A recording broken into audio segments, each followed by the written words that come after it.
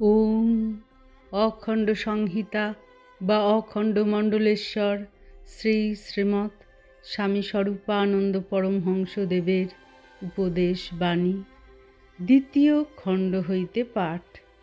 পৃষ্ঠা সংখ্যা ৪৪। ভারতের সঙ্গীত।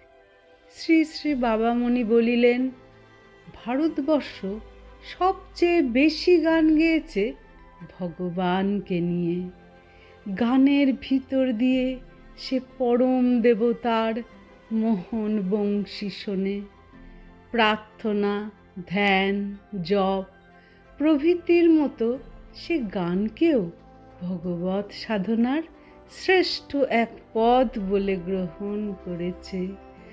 গানকে ভগবল্লাভের এক শ্রেষ্ঠ উপায় বলে স্বীকার করেছে। অন্য দেশে আদিরসের কবির বেশি সম্মান, এদেশে ভগবৎ প্রেমিক গীতিকারের শ্রেষ্ঠ সিংহাসন। সেই দেশের ছেলে তোমরা, তোমাদের কণ্ঠে কোন গান শোভা পায় তা তোমরা ভুলে যেও না। হরি ওম।